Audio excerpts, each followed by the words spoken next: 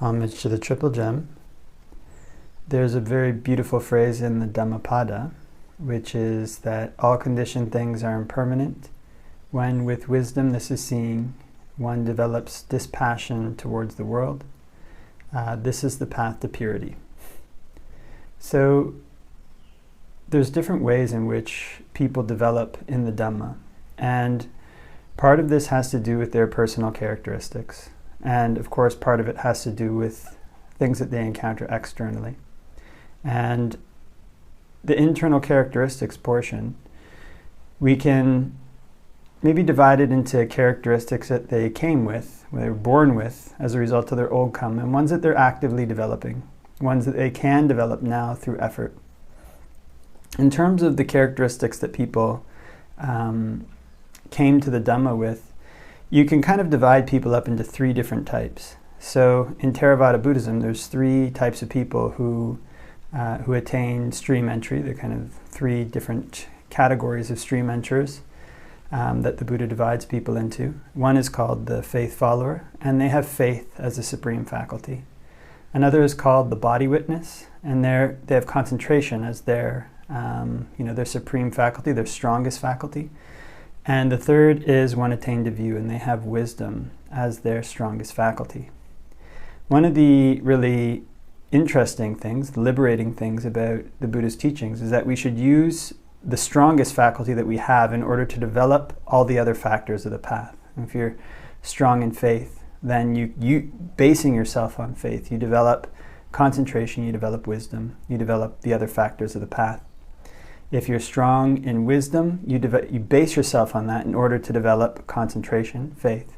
And similarly, if you're strong in concentration, you base yourself on that in order to develop faith and wisdom. Now, of course, the way that people work in the real world, you can't really box them in. Like, this is, 100% a faith type. This is 100% body witness. And this is 100% somebody who has the wisdom faculties. I mean, you can put them into those categories depending on which is strongest when they attain stream entry, but it's very hard to say 100%. This is like 100% faith person. This is 100% samadhi person. This is 100% wisdom person. There's always this mixture of faculties. So one uses the faculty that one is strongest with. One bases oneself on that faculty to develop the other ones.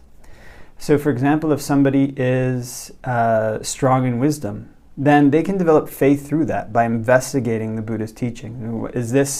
Is what the Buddha says correct? I mean, it's to be tested. What the Buddha said can be tested. Theoretically, every point that he says can be tested and personally experienced, although, one would have to develop the faculties of a Buddha to test every single nuance of what he knew, which, unless one wants to become a Buddha, one won't do. But one can test the things that are within one's range, within one's ability to test in the immediate present. And then if one's range extends beyond that, one can continue to test. So testing these things in this way, testing the Buddha's teachings in this way, one can see if they actually lead where he says they'll lead, if they do what he says they'll do. And if the aspects of his teaching which challenge a person's presuppositions about what it is that brings happiness in the world, what it is that brings sadness in the world, those aspects of his teaching can be put to the test, and that's where one can gain quite a lot of faith in the Buddhist teaching. They point to long-held, long-cherished views that one had that were leading to suffering. Because of my house, I'll be happy. Because of, if I just had a better car, if I had a good relationship, one can think I would be happy. So these kind of views the Buddha challenges, and these things are within the range of one's ability to test out. How much happiness do I really get from my job, from my promotion? How much happiness do I really get from whatever it is I think I like, the chocolate? Actually, there was a discussion we had on Discord, I think not long ago, a couple days ago, and one of the interesting things that I've mentioned in a couple different videos is that often with these external things that we desire, that one desires. When one actually gains them, the mind isn't even on that particular pleasure, it's off. And it's kind of, what it really desires is distraction. So when one focuses on whatever the perceptions one builds up about a particular sensual pleasure and how good it's going to be if I just get the promotion, if I just get the house, then when one gets that thing, if one stays in the present moment and observes how it is, that's where one can test for oneself. Is what the Buddha is saying true, or is it not true? Is this really giving me the happiness that I thought I would be looking for? Excuse me. So developing these other faculties based on one's strengths is an important part of the path. And based on whatever strengths one has, one learns to develop these good qualities and abandon unwholesome qualities. As one goes along the path as well, one may find that there's certain problems that one cannot solve just using one's strength. And there's wisdom, or like people who are the wisdom types, they can go along using wisdom to solve many things, to come up with plans, to set goals, to see what cause and effect is. All these things are important, can be very important and very helpful. But wisdom, if it's overused, and oftentimes before a person comes to practice meditation, these faculties will be overused. It's like the only thing one uses. Even one will tend to choose a job that that fits in with whatever one's strengths are, which is not unreasonable. But what it means is that the negative aspects of the mind that link up to that strength, those things are not usually countered. So wisdom can tie in, because it involves a lot of thinking, with like some kind of anxiety about the future or remorse about the past. This can tie in with that faculty. Faith can tie in with delusion.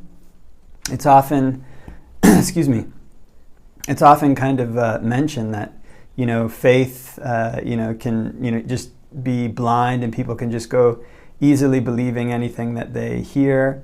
And there is this aspect that can come from faith, which can be deluding, and one doesn't really want to investigate the causes and effects to see, why things are happening. It's just more that one has gotten a lot of inspiration from a particular figure and one wants to follow them. Having said that about the faith faculty, when I was a young man, I had, this kind of very negative opinion about faith. But my teacher sent me to Thailand for a year, and the culture there is very faith-oriented. And what I saw there is that there's people who have this kind of faith faculty as their primary strength, and they use it really well. They have a good teacher, and there were many good teachers in Thailand at that time, and of course the Buddha is our supreme teacher. They just follow. They just go straight for for whatever the doctrines or whatever the particular practices that teacher recommends. Sometimes they can just go straight for it and go really quickly, and they can directly experience things that way. In which case, that faculty links up with wisdom, because when they directly experience things, then they see it for themselves. Concentration can give people a good basis by which to maintain calm in the mind. And this, again, is something that can branch out. So one can use that for wisdom. One can use it to develop faith. So these three types of people, there's not one that's superior to the other. They're all, different categories that people can kind of be slotted into, although, again, not 100%. One of the really amazing things about this is that strength is to be used. I remember when I was a young man, and I liked kind of like language and liked marketing. I was a business student then, but I was bad at finance, so I actually took like a finance minor. And then as it ended up, like some of the jobs that I was getting offered were finance jobs. So, you could potentially end up in a career based on your weakness rather than your your strength. So this using one's strength is a very important aspect of the Buddha's teachings. And then one uses that to develop the wholesome, abandon the unwholesome. One of the aspects of the unwholesome that deludes a person and doesn't allow them to see clearly is that usually the unwholesome is tied into some desire for sensuality. And there's always an ignorance involved with that, because, as I mentioned, the mind is not usually there when one gets a sensual pleasure, and so it's not able to really evaluate whether it gives the happiness that one thinks it should give, will give, and has given. These things are almost always occurring in the past. One is, thinking about how it was in the past, and that's not what it's like in the present. And one's imagining how it will be in the future. That's also not what it's like in the present. And one of the classical things is if one really craves some type of food, then watch what happens to the mind. You kind of get the food, say a chocolate or a sweet, and then bite into it. I mean, what's the imagination about what that's like? It's going to be so tasty and like overwhelming taste. I mean, if you send your attention directly to the taste, but to your tongue and the actual taste of the chocolate or the candy, it's just like sweet. There's like some sweetness, there might be some saltiness, might be some smoothness. What it is that is really appealing is that if this sensation is overwhelming enough, especially through contrast, when one hasn't had it for a while, there's been a lack. When that sensation is overwhelming enough, it allows the mind to escape and to forget about its troubles for a moment or two. But when it's doing that in the background, very negative things can be being built up in the back of the mind. And this is how kind of indulgence in sensuality as a distraction especially allows negative qualities to grow and fester in the back of the mind. And then this feeds into a negative loop where one wants more sensual pleasures and one is more distracted. So one becomes less and less able to see what it is that's causing one to suffer. In general, doing what we call good, like good deeds, good things, those are things which the pleasures of them graph in a different way. They graph in such a way that they start out small and they grow larger. As the more that one practices them, the more that one undertakes them. And they're often things that require some sort of relinquishment. Keeping the 5 precepts requires relinquishment. Giving something away requires relinquishment. You give it away. These kind of good deeds that one does are essentially a kind of a sacrifice now that brings long-term benefits further down the line. So when these kind of good deeds become a habit in the mind, then the mind can become buoyed by this sense of happiness, this sense of ease that is coming from further down the line. It's not just a result of what one's doing in that moment, which can build up to be increasingly happy and can become increasingly happy the more that one gives, the more happy one can become in giving.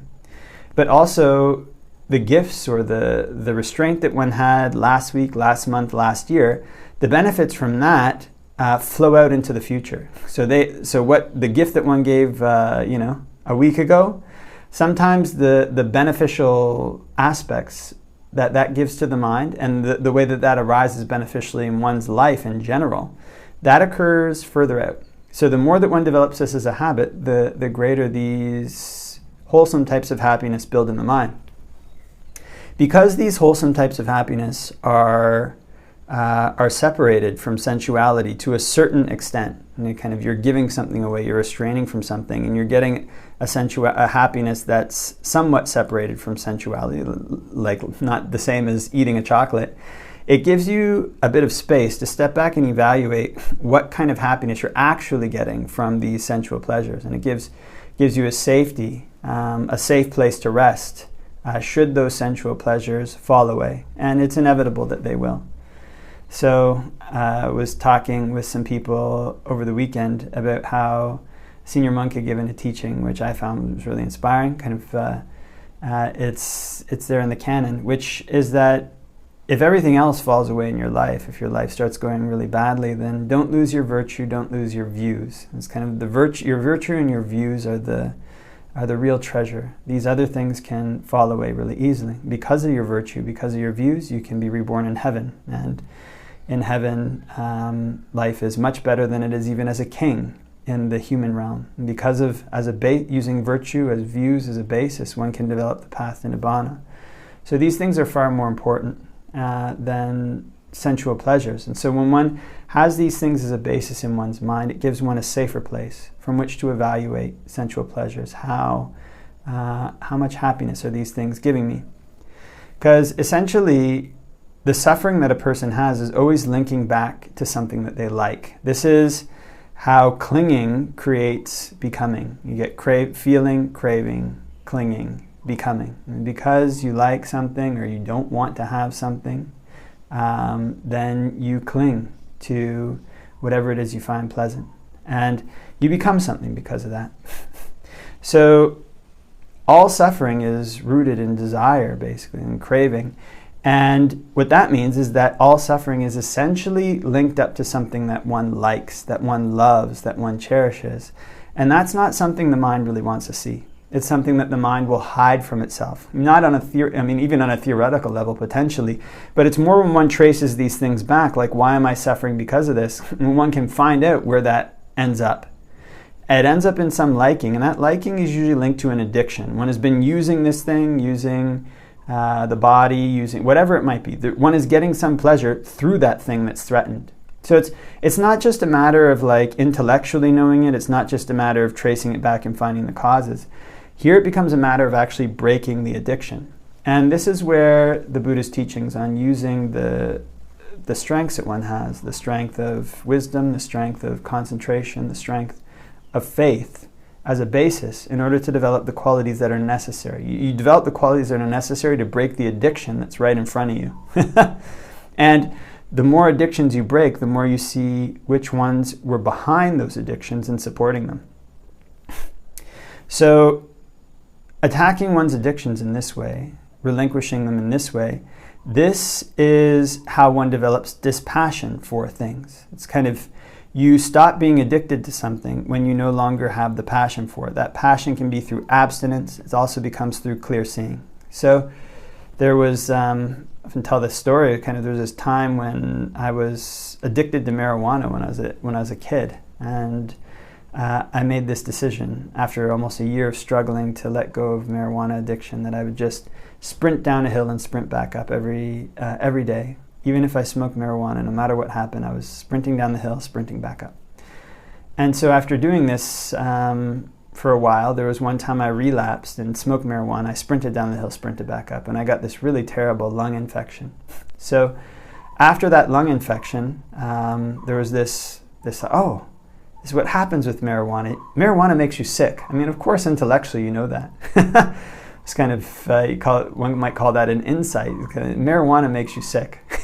And after that, I think I only ever smoked marijuana once more, and I never smoked it again. So the kind of addiction itself was kind of broken. As a result of this the insight came as a result of wearing away the attachment to this thing and the pleasure that it gave. It just kind of blanking out from smoking marijuana. So one's attachment to samsara, one's attachment to life and death is held fast, is bound by various things that one likes, by various addictions. So it's when one relinquishes one's bad qualities, develops one's good qualities, bases oneself on one's strengths, and one keeps cutting away at these things, and one can start to notice the patterns that are underneath them in real time, the way that they operate in one's life, such that one can see that whatever it is that's compounded, whatever it is that's subject to origination, that's subject to cessation. So that's the common refrain that the Buddha gives whenever somebody attains stream entry, the noble attainment of stream entry, the first of the four, that whatever is subject to origination is subject to cessation. He says a lot more about that, but essentially that is an insight that arises that allows one to let go of samsara you can say those people are not arahants, but in a fundamental way, because there's no going back after that. So that is what purity means in Buddhism, is the breaking of these addictions through dispassion. And kind of you develop dispassion for, so that can start from one thing and extend out to the entire world. Some people might be using their body, some people might be using breath, some people might be using another topic, but in whatever topic it is, wherever one sees this principle and develops dispassion, that can spread to the entire world, because that principle applies not just to that thing, it applies to all of samsara. So the Buddha is giving these teachings, and a lot is packed into a single phrase. And that's why I said the words of the Tathagata are deep in their meaning. But one can take these phrases up, one can use them as a guideline, because many of the Buddha's teachings, just a single phrase can lead all the way to Nibbana. And this one is one of the most famous, one of the most more profound. that all conditioned phenomena are impermanent. When with wisdom this is seen, one becomes dispassionate to the world, and this is the path of purity.